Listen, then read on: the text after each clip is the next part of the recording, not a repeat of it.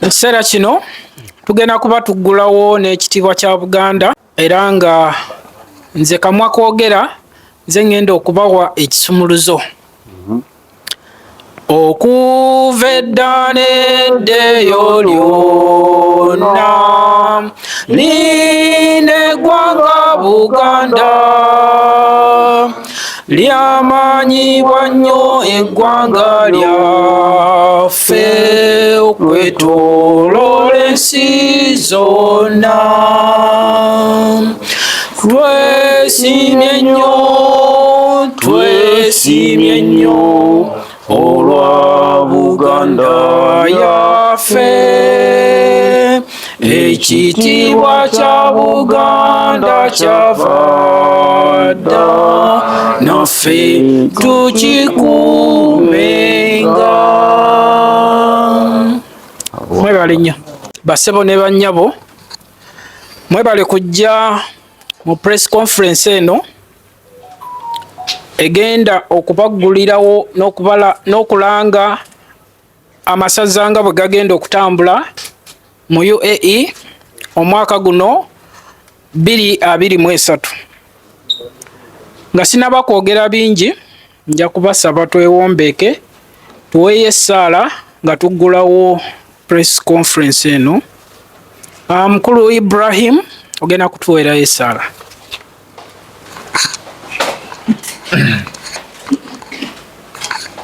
Bismillahirrahmanirrahim. A'udhu billahi minashaitanir rajim. Alhamdulillahi rabbil alamin. Arrahmanir rahim. Maliki yawmiddin. Iyyaka na'budu wa iyyaka nasta'in.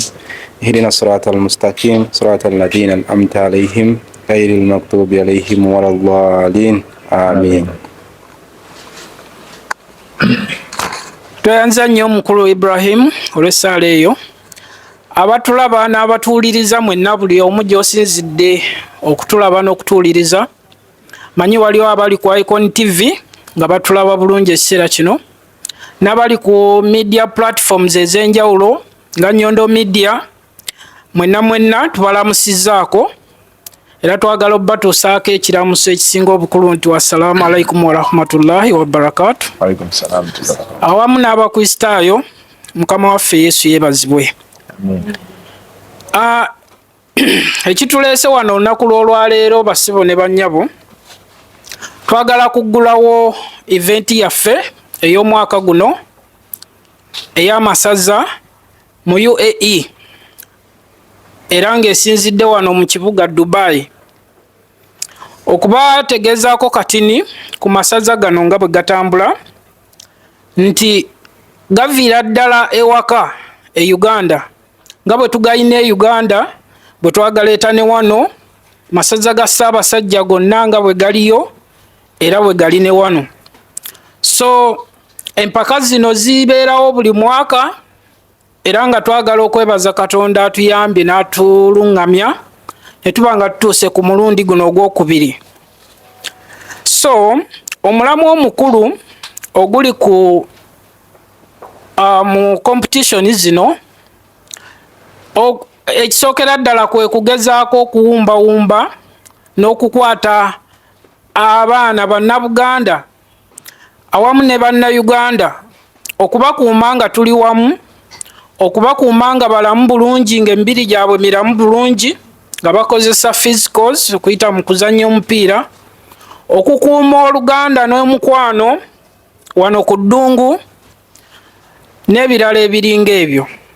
So twagala okwebaza buli kinoomu avuddeyo okulaba nga owagira empaka zino okubeera nti zibeerawo n'okutuuka n'omwaka guno gwe tugenda okuziteekateeka. Olunaku lw'olwaleero tuli mu kwaniveiringa buli kimu, era eno ye press conference egenda okusembayo. Empaka zitandika olunaku lw'enkya n'ebisingako obungi kyamaani waffe ajja kuba tutwala bulungi mu kanyomero ako. Omulamu ogusingira ddala obukulu gwa kugatta communities oba okugatta buli omu gy'ava, abava Essese, abava e Bugerere, abava e Busujju, abava e Ssingo, abava e Buvuma, abava e Butambala, abava e Buweekula, ffenna twegatte wamu ng'abantu ba Ssaabasajja abali wano mu ddungu, tube nga tulina ekitugatta gwe mwoyo gwa Buganda. So ekyo tugenda kukiragira oba tukize tukiragira mu mizannyo egy'enjawulo ngera bwe kigenda okulabikako olunaku lw'enkya. Mu bufunze njagala okubayita mu program nga bwegenda okubeera katini nnyo naye wano ngenda kuleeta kyamaani waffe omukulu wa Abdallah Bast, kyamaani w'amasaza ga Buganda mu UAE ne mu Dubai, ajja kubanga atuyitiramu mu programu eno nga bwegenda okubeera. Mwebale nnyo, mwebalire ddala.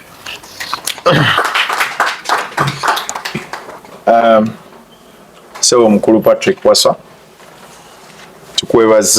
tukwebazizza nnyo okubanga osobodde okulambulula n'ebigambo ebiwoomu byosobodde okubanga otuwa. Nja kubeebaliza ddala baganda bange, bakadde bange, mikwano gyange, bakulu bange ne bato bange. Nja kubeebaza okubanga empaka z'amasaza zino musobodde ozifuula kiki kiri essaawa zino. Empaka zino teziriwo lwakubanga ffe tuli okuwasaavinga ng'abakulembeze.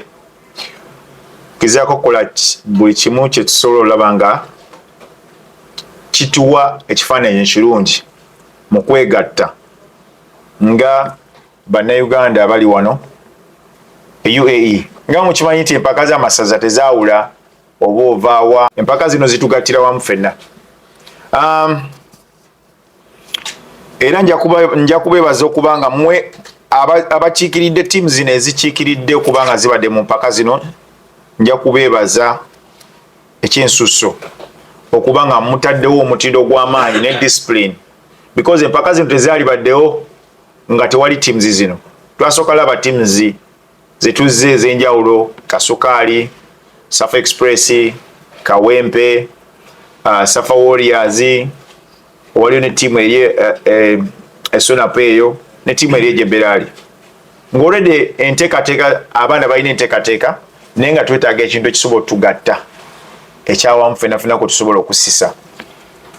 So nno ze empaka z'amasaza, era kyemanyi nti empaka zino zijja kweyongera okukula, zeeyongera okugaziwa n'abalijja okuba nga ba-embracinga empaka zino.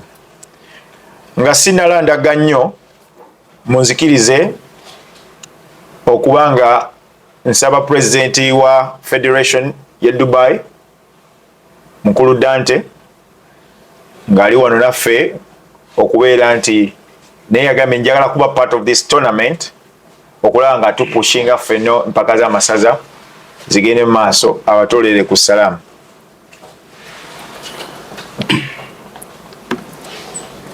Abana b'emizannyo bannaffe batolera ku salaamu nga ngamba assalamu alaikum warahmatullahi wabarakatuh. Ni baganda bange abakatuliki abatali basiraamu nga ndi Mukama yeebazibwe. Weewaawo kyassanyu nnyo kyonna ku lwaleero tuzze ffenna wano nga banne ab'emizannyo tulabe nga tupushinga agenda yaffe nti omupiira kyekintu ekyasinze otugatta ffenna. Era ndi musanyufu emba nga ndaba nti various teams wano zi represented, mwerekereza byonna bye musobola to making sure nti tupushinga agenda eno. Era nja kwebaza nnyo defending champ tumunaye akoze kyamaanyi nnyo okumeka sure nti akomyawo Ekyikopo, otherwise ababutakireeta tetwandibadde nakyo.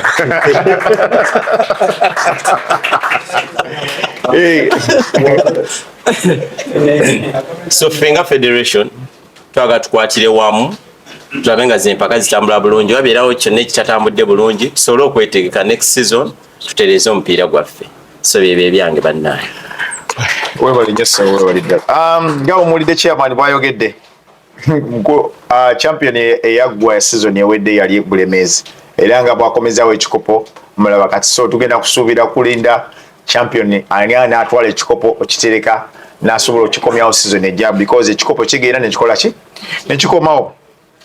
njagala baganda bange njagala bayisamu mu nteekateeka na lwaki enteekateeka ya tournament eno weeri. Muganda wange ajogeddeko naye tulina ate vision bye tusuubira okubanga nti bijja kuyamba football fraternity wanewa UAE. Nja kusooka okubagamba nti nga bwagambye nti twagala nnyo vision yaffe okutunira to empower communities wano okubeera nga tuli united n'okubeera nga tuli bumu tussa kimu nga tuyise mu byaki by'emizannyo nti ekintu kyonna kyonna kikwata ku muntu kitukwatako ffena nga baki ab'emizannyo oba bannayuganda because nga mumanye nti ab'emizannyo kubeerako omuntu yennyini aguzannya agulamula n'aguwagira si bwe kiri nti bonna tuba tukola ki tambulira wamu so tetugambye nti oba bokaboka bagusamba naye n'abakola ki n'abaguwagira benyini. Era nja kusobola okutwala okwebaza enteekateeka eno okubanga egenze mu maaso okuva ku edition yasooka okubanga neebaza ambassador wa kabaka mukulu Sheikh w'ekitiibwa Sheikh Abasi Aruna Nsubuga okubeera nti komiti eno yaje embracinga ey'omupiira okubanga akkiriza enteekateeka eno egende mu maaso ey'okuba ki ebyemizannyo okubeera nga twegatta. So kyemmanyi nti enteekateeka eno ejjagenda ekula tulabe nga tugattamu ab'ebikonde aba netball ab'omupiira ogw'abawala okulaba nga tusobola okuba nga nabo tuba embracinga mu nteekateeka eyo. Era munzikirize okuba nga neebaza akakiiko aka Buganda mu bumu okubanga nti enteekateeka eno yaje embracinga neraba nga kyekituufu ekyokukola okubanga egatta bannayuganda n'egatta n'ebyemizannyo bannayuganda wano wenyini nti ensonga ezigenda mu maaso ziba zitukwatako ate ffenna ziba zitukwatako.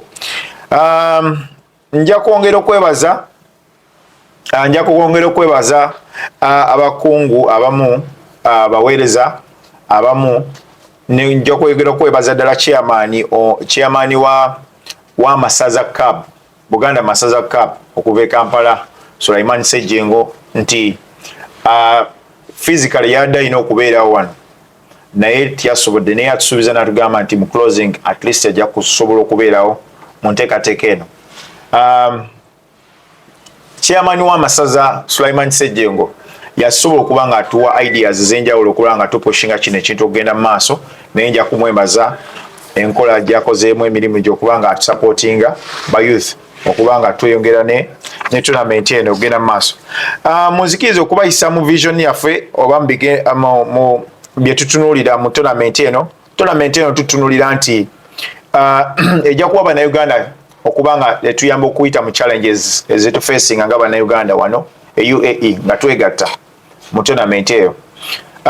Ejja kukyongera okwempawaringa communities zaffe nti tusobola okufunamu opportunities ez'amaanyi nga bwe tuinvolvinga companies ez'enjawulo okujja nga zikola zitusponsoringa okuba nga ziteekamu ettaffaali nti mu companies ezo zennyini zijja kumanya nti bannayuganda basobola okuba nga bali employed, basobola okuba nga within the tournament people they can embrace the Ugandan community, basobola okujja embracinga ne basobola okuba nga bannayuganda tweyongera okuba nga tuyita mu companies ez'enjawulo okuba nga twapplyinga because bwe tuba tugenze okunoonya sponsorship eyo tutuuka direct ku ba CEO tutuukira direct ku bantu bali eri abakungu nti si ku sponsoringa ku tournament naye bannayuganda tukola ki tubeetaaga mu mirimu tibasobola okuba nga bayongera okuba bawa bannayuganda emirimu. Mu tournament eno yennyini era kyemmanyi nti kijja kutuyamba okuba nga twongera okututumbula ebitone bya bannayuganda mu mupiira wano UAE nti bannayuganda basobola okufuniramu emikisa egy'enjawulo okuba nga basobola okujoininga clubs wano first division, second division paka Mungu wabayagadde okuba nga bonawona baba batuuse mu tournament eno. Mu tournament eno tujja kulaba nti tugezaako olaba nti tu-invitinga ba-coaches ab'enjawulo kubanga basobola okujja balabe ku bitone bannayuganda bye balina nti osanga tunafuniramu emikisa okulanga abaana bajoininga teams za wano inshallah.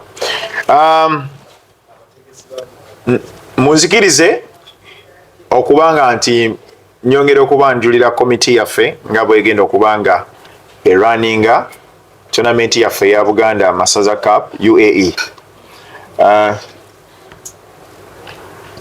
First of all tulinawo chairman nga nze Kawoya Abdubasti nga nze chairman wa Buganda Masaza Dubai Committee. Netukiikiribwako vice chairman waffe n'abeera Baguma. Vice chairman waffe Baguma Mark essaawa zino ali Kampala tannakomawo travelingamu. Nekubeerako secretary waffe gwe bayita Madam Rozet teyabwe aliwo na Madam Rozet secretary waffe buza ku bantu balamisiza abasebe ne bannyabo era tugenda okugulawo approaching a grand opening ya second edition Amasaza enkya nga mukaaga. Tubasaba mwenna mubeereyo abali mu Dubai oba Abu Dhabi oba wa mukyetu kikube. Yes. Netubeerako n'omwami akwasaganya ensawo yaffe eya Buganda Masaza Cup gwe bayita Ibrahim Bukenya.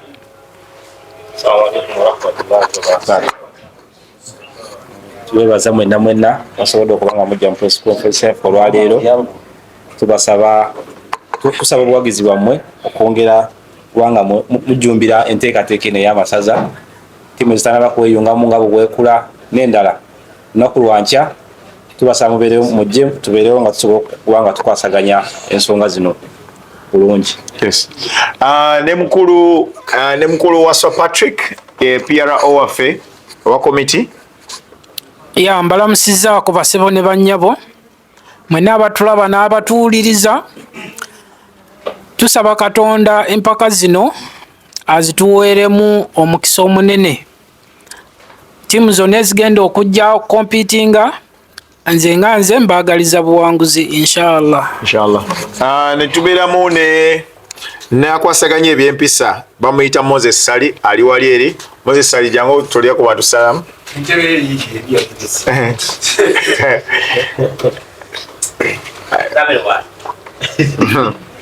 Zamirwa atolire ku salamu yakwasaganya ebyempisa. Tubaniriza bannange buli omu kiti kye era tubaagaliza amasaza amalungi ag'empisa. Mubeere empisa tugenda kuspeyaringa muntu yenna agenda kulaga mpisa mbi mu muzannyo.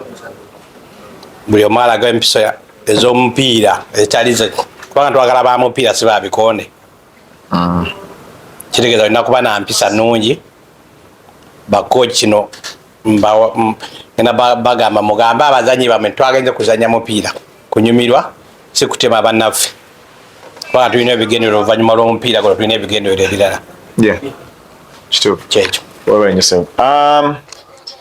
N'omulala ali ku komiti bamuyita Robert Sekabira naye taliiwo ali mu kubajja ne ali ku disciplinary era ne mukulu Wuzail Kauchi naye tannatuuka ne Timothy Matovu akwasaganya basaponsa coordinator naye tannatuuka olw'emirimu. Tulinawo ne Ellen Nakalyango team coordinator. Ellen Nakalyango tulire ku bantu team coordinator.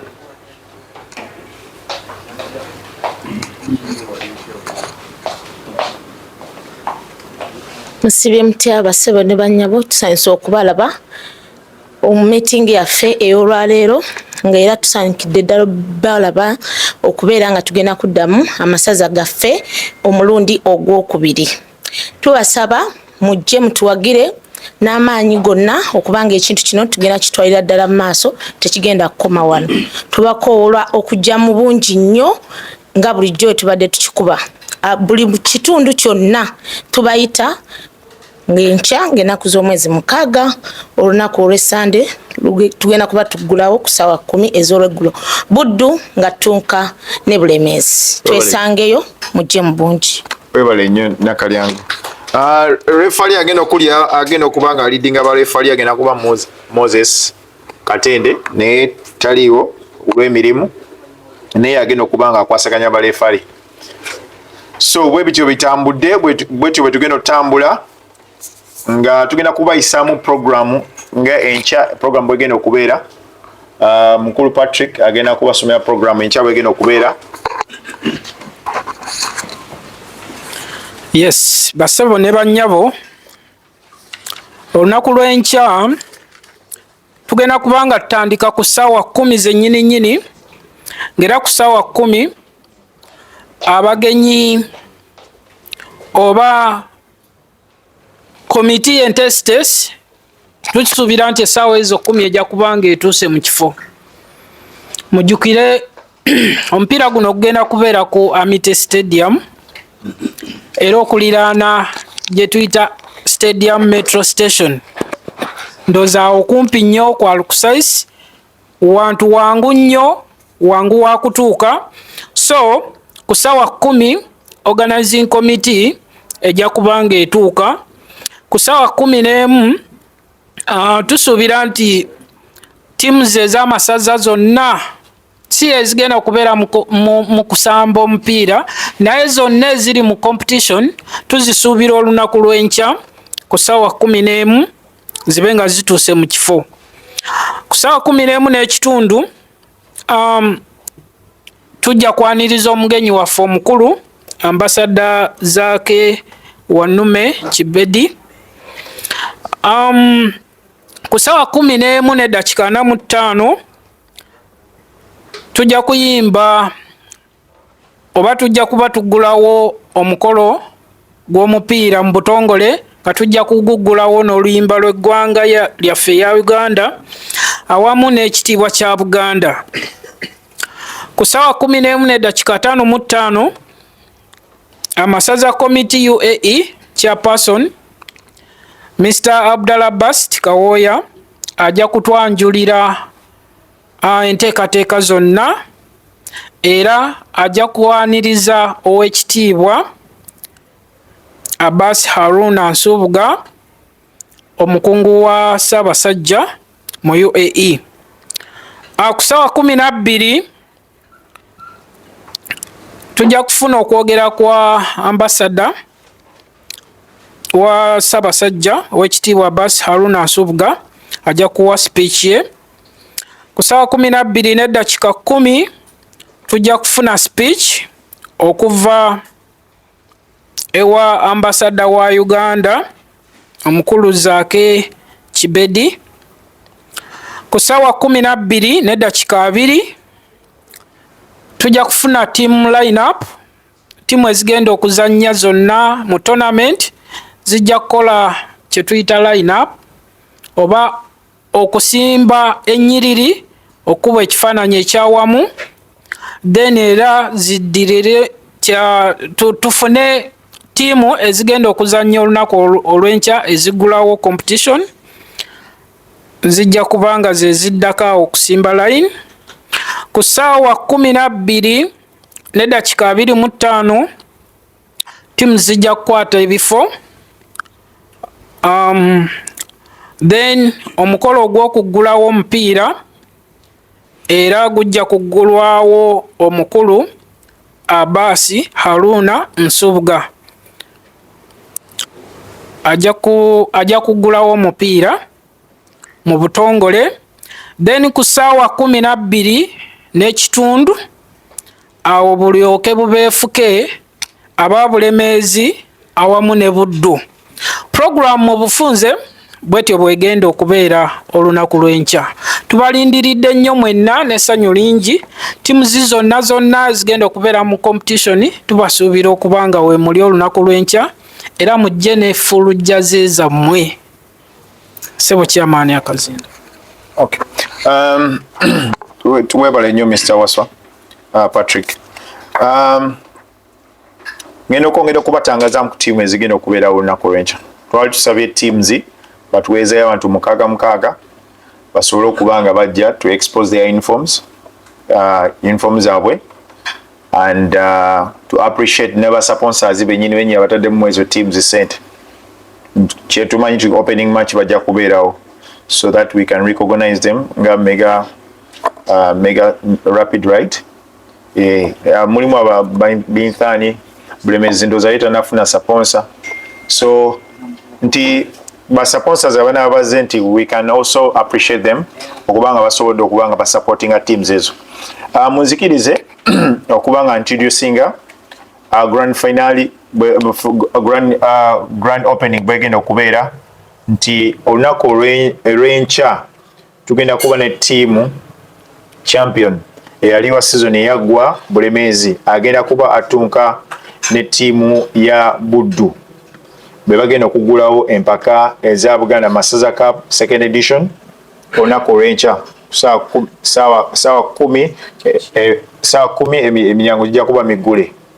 Era olunaku olw'enkya tugenda kubeera ne Tyabula abazina amazina amaganda wana UAE bagenda kubeerawo bajja twaniriza bajja tuwa entertainment yawo eya Tyabula era alinayo akaliba k'emmondo osobola okujja nako okubanga weeyunga ku Tyabula nga tasonyukira wamu kubanga kyemmanyi amazina ge bazina tebasobola tuleka nga tutudde tuyinza okwegattako nabo ne tuzina Tyabula.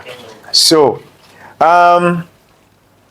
musobola okubanga teams zitukira mu budde Buddu esobola okutukira mu budde Babulemezzi etukire mu budde tugenda kuba nga tuba introducingira ba sponsors baffe ate tujusinge n'omujozi gw'abalefali tugenda bala ku mijozi gy'abalefali gye bagenda okukozesa enkya olunaku enkya naye nga enkya tugenda kubeera ne refali ava Ukraine.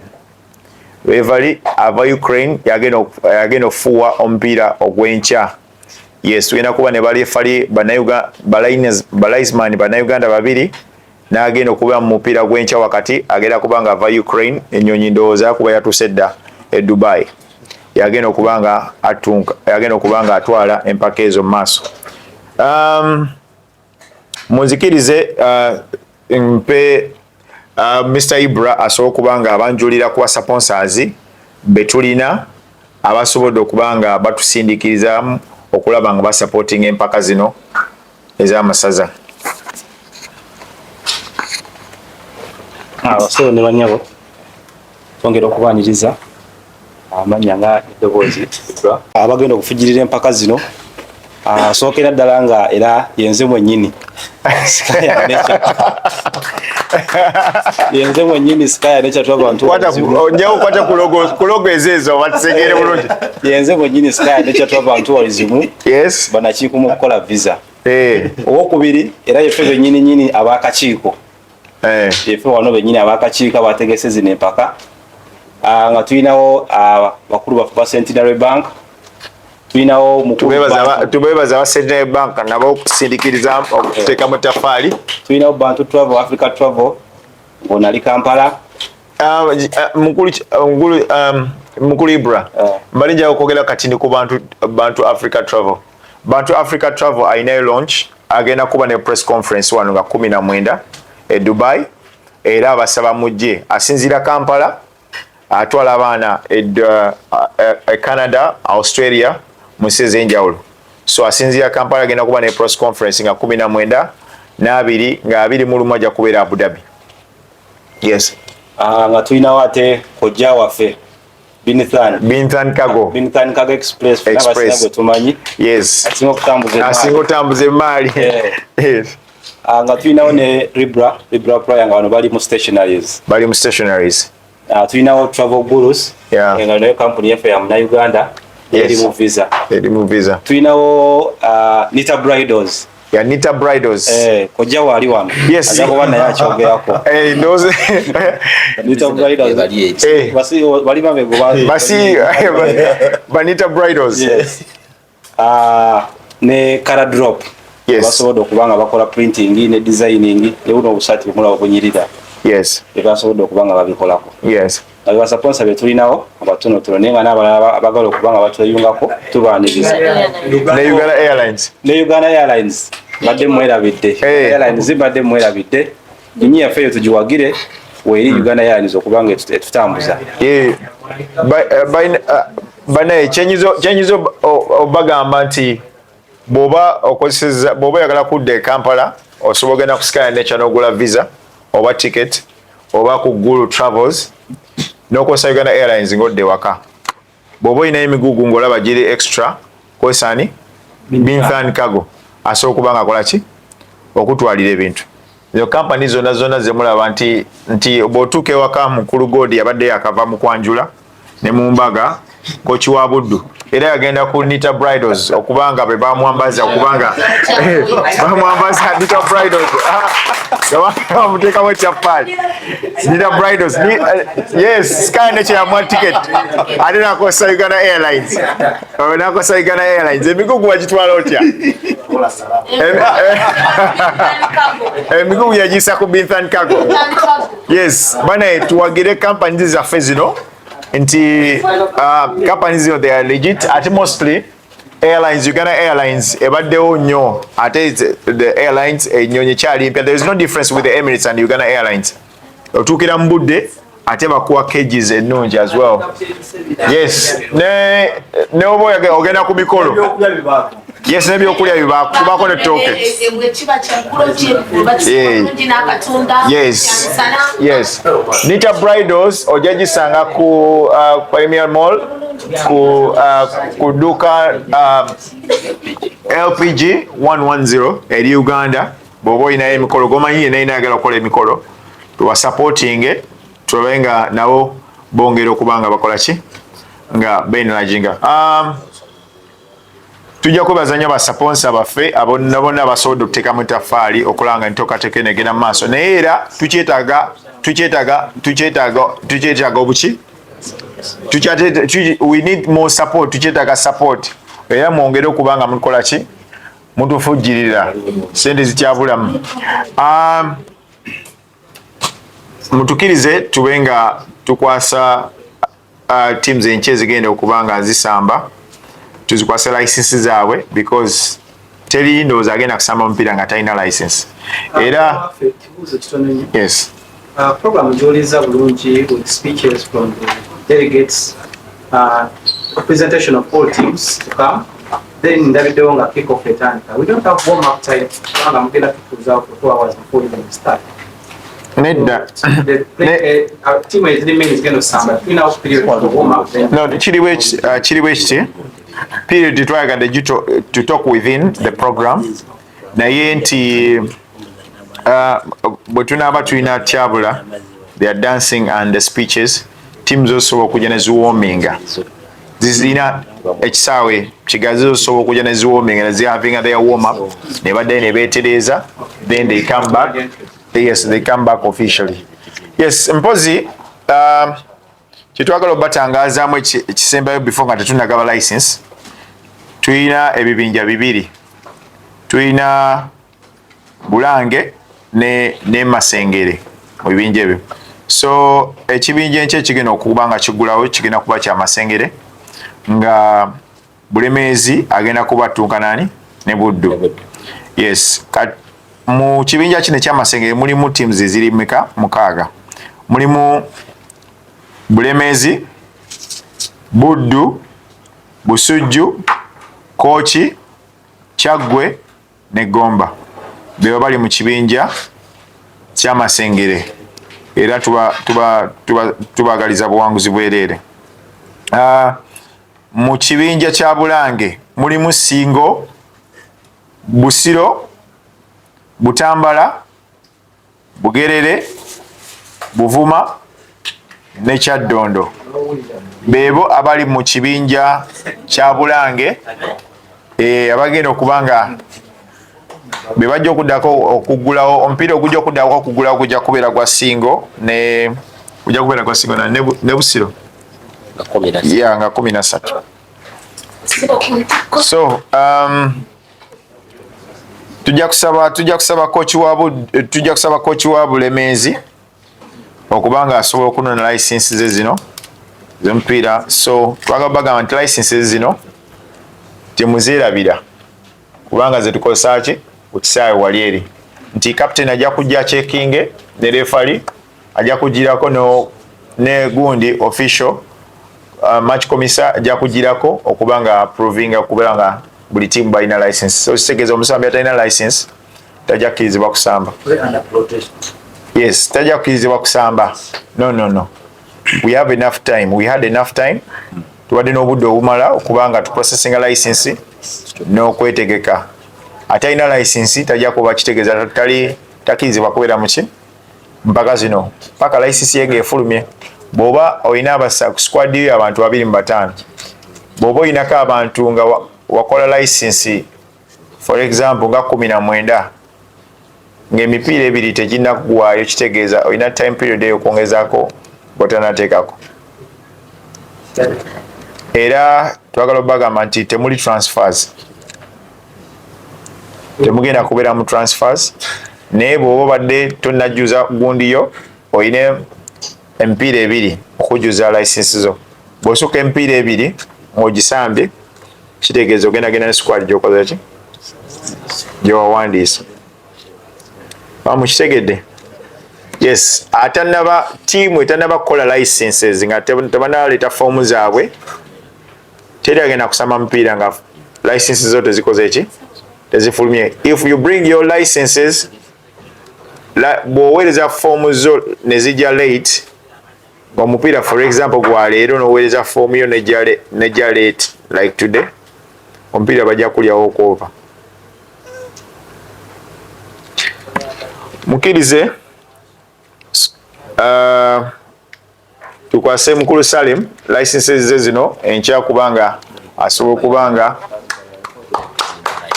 yes mukulu nende tujja muyiteera yes mukulu Salim weebale nnyo ssebo. Mutukkirize tuibe nga tuyita owa Buddu okubanga picking licenses ze zino ajali owa Buddu ajja picking licenses ze owa Buddu licenses zo zibale omanye okonfirming nti ye namba gye wakola ki ye namba gye waweereza owa Buddu licenses zo zibale olabe nti ye namba gye waweereza ziconfirming before you go. Okay.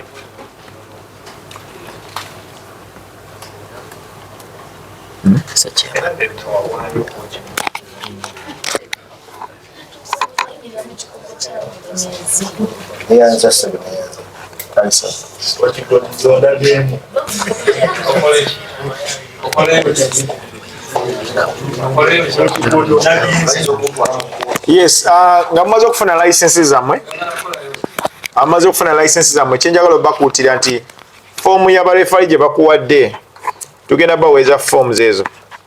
Forms y'abalefali gye bakuwadde okujjuzaako abasambi. Asooka okujjuzaako yalina okubeera kwaliho home, yalina okusooka okujjuza foomu eyo. Tetwagala kufuna mbeera gye twafuna last time nti ogenze wagundi juza toka agundi abasooka. No, ali home come when you're prepared.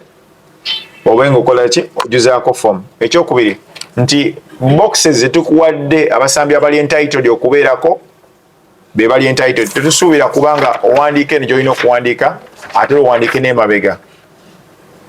It's wrong. Wandiika mu gundi format gye bakuwadde abasambi alina okuba ku gundi ku line up nti abantu balina kuba 18 beebo ku match day 18. So bakubanga olina 25 squad mbobona ogenda bateeka kuno no.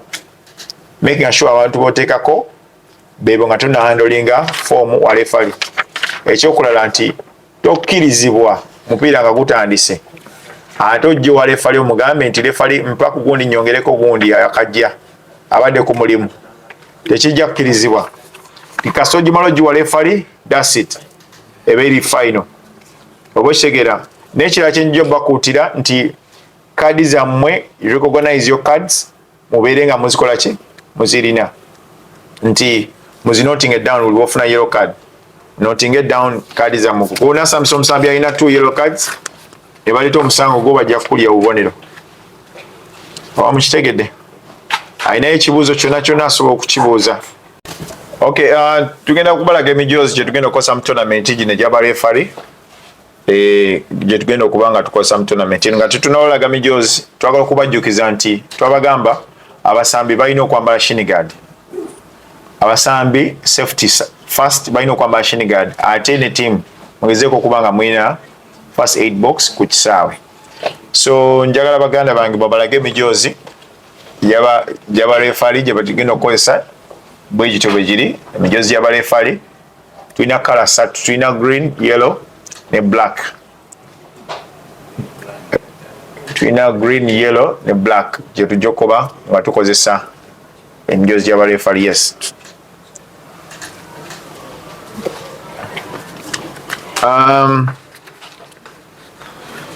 Tugenda kubanga tuzaako okuba nga tulaunchinga teams ezigenda okuba nga zisamba. Yes, tujja kuba Nkulu Medi tujja kuba twetaaga tiimu ya Bulemezzi, kochi waabwe ajje wano ne Buddu. So okubanga balaunchinga Bulemezzi jangu tule side zeno. Buddu jangu tule wano. Okay, tulina tiimu bbiri ezigenda okuba nga zituuka olunaku olw'enkya. Egenda kuba Bulemezzi egenda kuba ettuuka ne Buddu. Kochi wa Bulemezzi Nyombi Salim n'omugole Coach Godfrey. Yes, ate oli mugole okubanga gwagenda okugulawo enkya ate nga ne mujadde oli mugole. Salim, tujja kusaba abantu ba fans osobola okubawaayo akagambo okusuubira enkya kye basuubira ku lunaku olw'enkya. Neyanzanya omukisa guno. Amannya Salim Nyombi, coach wa Bulemezzi. First tusooka kwebaza Muganda waffe Bast kuyiiya n'otuwa omukisa guno okuleeta ekintu ekitugatta nga bannayuganda wano mu UAE okusingira ddala mu Dubai. Amasaza ga Buganda gatujjukiza cultures eka n'okwongera okusigala nga twagala ensi yaffe okusukka embeera gye tubeeramu wano e Dubai. Swala omukisa guno okoowola buli munnayuganda gy'oli ku lunaku lw'enkya. Amasaza ga Buganda gaddamu era tuggulawo ne muganda wange wa Buddu. Tiimu zeetegese bulungi era tugenda kubawa omutindo abasinga gwe mubadde mutamanyi nga mulowooza abantu b'e Dubai bakola bukozi. Abaana basamba omupiira we bali wano, abava mu liigi e Kampala, abava mu nsi endala, era bangi bafunye emikisa okugenda mu clubs ez'enjawulo. Ffe nga Bulemezzi nkowoola omuwagizi wa Bulemezzi abalya nnaka. Buli Bulemezzi fraternity yenna gy'oli tubakowoola enkya okubawa essanyu tubeerewo ng'abajulizi ekikopo kino tukyeddiza. Bwe nti bwe nabagamba omulundi guli abasinga temwanzikiririzaamu ekikopo kino nakiwangula. Nkowoola bana Bulemezzi mubeere ba witness ku mulundi ogwokubiri nga tukizaayo. Kakasa nti ttiimu yeetegese bulungi era egenda kubawa display ennungi. Ekyo mukama. Yes. Nga mukulu Salim bw'abagambye bana Bulemezzi mwenna abayita olunaku olw'enkya okubawa display nnungi okuzzaayo ekikopo nga champion wa season ejja. So tugenda kuwulira ku mutendesi wa Buddu. Assalamu alaikum wa rahmatullahi wa barakatuh. Sanyusa okubalabako mwenna ku lunaku olwaleero. Lunaku mulindwa lwe twalindirira ebbanga eddene. Lutuuse lusigaddeko nduuza ssaawa busaawa. Tusobole okubeera nga ate tusanyusa abantu baffe n'abawagizi baffe. Ffe omupiira ogwo tugulabanga nnyo kyamakulu. Tugulabanga emipiira emirala bwe gikola ki bwe gyali badde. Ensonga esinga obukulu kusanyusa abantu baffe gwe mulamu omukulu. Kyewaffe tetuguwadde nnyo budde kugulowooza nnyo ng'abantu ababandi badde bakitwala. So mbasuubiza okujja tusanyuke tunyumirwe era abasambi bajja samba mupiira ffe abaffe. Tujja kusanyusa abantu baffe. Mu kusanyuka mwe muva obuwanguzi, mwe muva okuvawo nga buli muntu anyiza ebiwundu bibadde bimuluma, ate kiba kitegeeza tuwangudde. So mu bigambo byange nja kusookera ddala okwebaza ssebo kyamaani waffe. Webale nnyo okuteekateeka mpaka zino kubanga zitugase. Bintu bingi nnyo bye tuyitamu wano tubadde tetumanyiganye n'olw'okuba kino tusobodde okuba nga tusobola okujja awamu. Ensulu yaffe n'ekiro emisana ne tusanyukira wamu mu kisaawe n'ebintu bingi oba oliawo bye tuyiseemu. Nja kwebaza abasponsa baffe olw'omulimu gwe mutukolamu. Ekituufu kiri nti temulina kye muzza n'olw'essanyu n'okuba nti tuli Bannayuganda. mwagala tubeere wamu musobola okujja ne mukola ki ne mutubeererawo. Bakama bange mbalamusiza Haji Ali chairman waffe, Haji Badiru Kiruuta ne banne abasigadde.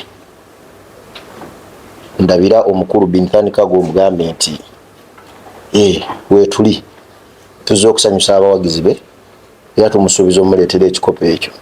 Kijja kuba kibi nnyo nga tetukutte Masaka. Ebigambo byange binaali tusembeyo okwogera ebyo. Tuyanze nnyo tuyanze. Ndowooza abakulu mbawulidde olunaku lwankya olunaku lwankya nti tugenda kuba nga tukwasagana enkya ku Amite School wali Dubai. Ojja kulinnya Green Line okubanga ogenda oviiremu ku stadium. Bw'ona aviiramu ku stadium ojja kuba oviiramu ku side ya Lulu hypermarket weeri, then odde ku mukono gwo gwaki ogwa ddyo. Bw'ogenda ku side ya Lulu odde ku mukono gwo ogwa ddyo, then ojja kutambula bukwakku ojja kuba osanga Amite School. Emabega waayo ojja ogiyingirira osobola okuba nga otweyunga ku lunaku lugenda kuba lwankya ssaawa 11 tyabula ajja kuba waali bajja kuba batandise tujja okubeera ffenna. Olina kuyisaawo? Mpozi akatalekeka. Bannayuganda mwenna abali eyo gye muli ku mirimu gyammwe gye mukolera, tunoonya ennaku bwe ziti mu bulamu bwaffe wano nga tuwangaala ku kyeyo ez'okusanyuka ku sayidi y'ebyemizannyo. Bakoowoola si ttiimu bbiri zokka Bulemezzi ne Buddu ezigenda okusamba masaza gano. Buli weekend tugenda kubaawo n'emipiira egiwera ena. Buli ssaza at least buli omu gy'ova kitundu ky'ovaamu e Uganda kiri represented n'essaza. So bakoowoola buli Sunday mujje ne ttiimu zammwe, mujje muwagire ttiimu zammwe ezitali zigulawo zokka. Waliwo endala nnyingi buli gy'ova, mulimu Kyaddondo, mulimu Bugerere n'endala zonna. Era okwongera okujanjawaza buli muwagizi wandibadde onoonya nnyo essaza lyo n'ofuna ku mujoozi ne tujja nga twambadde tuwe ekifaananyi bamawanga amalala gawangala naffe wano nga bwe tuli nationalistic ku kalukya zaffe eka. So omuwagizi wa Bulemezzi nga bwe twakikola luli kisaawe ne tukitimba ppaka ku fayino ne twala n'ekikopo ne twaweesa ekitiibwa. Omujoozi gwaffe ttiimu yaffe eno main jersey yaffe ya white gye tusambiramu lwe tunaabeera nga ffe tukyaza. Era omuwagizi twakoledde omujoozi nga gusukkako ne ku quality ya ttiimu nga gwolaba gwe nyambadde nga gusobola okubeerako erinnya n'ennamba yo oba ekigambo ekisanyusa ekisoomooza oyo gw'oyagala okulaga nti ffe tusinga. Onkubira ku ssimu yange 0527365858 omujoozi okusooka okutuukako mu UAE ennaku zonna kuba tournament egenda mala emyezi 2 oyinza omissinga opening naye eziddako. Omujoozi gwaffe omulala gwa bbulu gwe tusambiramu kwawe gw'olaba awo mu maaso. Nyongera obbakoowola mwenna abawagizi ba Bulemezzi mujje tunyumirwe, mujje ekikopo tukyeddise. Ate nno nange nalibadde nkutira ttiimu ezisinga obungi nti being that abasinga obungi mwina ba sponsors mutunda emijoozi. Buli omu yali yagadde okwambala omujoozi gw'essaza lye, okuteeka essaza lye ku ntikko. Ne Buddu ndowooza alina omujoozi gw'abawagizi, omujoozi gw'abawagizi Buddu omujoozi gwe, naye alina omujoozi abantu balaga omujoozi. Bale kyembadde nerabidde okubagamba kino yo home kit yaffe nga bannabuddu tujja kwambala bwe tuti bbulu waffe nga bulijjo, era ajja kubeera nga buli musambi emulaga erinnya ye ne Shaddamba gy'ayambala. Then maaso sponsor waffe oyo Bintani Kago ne logo ya Buddu waggulu awo. Then awe kit tujja kwambala nga bwolaba omukulu ono bw'ayambadde kapiteeni waffe, tujja kwambala white era nga tulaga sponsor waffe. Then Buddu emabega ennamba n'erinnya ly'omusambi bwetyo tujja okwambala. Okay. Bale tweyanziza twebaza obudde bwe mutuwadde ku olunaku luno. So mbasaba enkya Allah bakuume abawo obulamu tusobole okuba nga tukwatagana ku lunaku olw'enkya. Abawagizi b'amasaza mwenna tubaagaliza enkya okubeerayo. Ate nga tujja kwebaza nnyo akakiiko ka Buganda mu bumu okubeera nga basobodde okutambula naffe mu nsonga eno. Ndowooza biri byange mbagaliza obuwanguzi mu tournament ezijja. Ababugerere mbagaliza obuwanguzi mu tournament ezijja. Nsaba onyekeze ku bantu b'emiryango gigulawo saameka era emizannyo gyonna gigenda kuba gifundikira saameka. Era omuntu yenna ava gy'ali nga yagadde okujja okulaba emizannyo bino atambula atya. abava musaidiza alcohols banias newalala sabo bajukize. Okay, agenda okuva side za red line ngova side za Jeberali ogenda kuyita obukwakku ogende paka ku Union ovire mu Union okwate green line ngoda Etsalat ogenda ku Etsalat bwova ku Alkiada metro dako bagiyita stadium ojja kuviiramu ku stadium ku side eriko Lulu ojja okuviirako then otambule ngodda ku side ya right emabega wa Lulu tambule ngodda ku side ya right ojja ekisaawe kiri opposite n'ekisaawe kye bayita determined school Dubai determined school ekyabaleme mabega awo Amite school weeri emiryango tujja kugulwawo saa 11 tujja kuba already tuli open 10 ya ko saa 10 tujja kugulwawo saa 10 tujja kuba tuli open ate empira jija kuba jigalwawo saa 2 jija kuba jigalwawo saa 2 so mbagaliza entambule ennungi abava Etsalati era mujja kuba muva Etsalati muvire mu stadium ndowooza abava Creek era bwe muva Creek mujja buzi straight paka wa ku stadium n'abava Rashidia entambula eri ekisaawe kiri kumpi ne metro tolina ntambula ndala gyoyinza kuinvolvingamu nti bw'oba mu metro otambuzawo bigere okutuukawa ku kisaawe oziyongera okutangaza ku ndagiriro bonna Uganda erina gy'oli abinyomero ka Dubai n'emirala wano ne Sharjah n'abasigadde point of your connection to kisaawe erina kuba stadium metro station eri ku green line otuuka ku stadium metro station n'ovaamu wabweru ogenda kulaba Lulu supermarket nnene emmanju wa Lulu supermarket omuntu yena bw'obuuza Amite English School ne bw'oba okoseza Google Map ogenda kuba otuukawo so mark the date mark the time opening match wezigenda okubeera mpozi ekirala second matches ezigenda okuddako mu tournament eno zigenda kuba mu kitundu kyekimu naye emmanju waawe nnyini tugenda okukola ki okusambira opening match so tojja kusanda ejjako Amite wabula emmanju wa Amite waliwo essomero abaliyita Iranian Farsi boys school right yeah Iranian Farsi Al-Salam Iranian Farsi boys schools so it is just 2 meters away from Amite stadium every Sunday wagenda kubeera team zenjawulo ez'amasaza nga zisamba okutandika ku ssaawa 12 paka ssaawa 4 ez'ekiro yes biga kyekyo mbagaliza olunaku olungi yes mbagaliza olunaku olungi ate nga nja kweyongera okwebaza medias ez'enjawulo eziri e Uganda nga Gugudde TV ne Gugudde TV nayo ebeera live ebeera nga tusindikiriza etaddeko ettaffaali ku masaza gano ne BBS naye nagira ng'etaddeko ettaffaali ne CBS so tubasaba okubeere nga mupushinga ensonga ezo okuba nga zikola ki zigenda mu maaso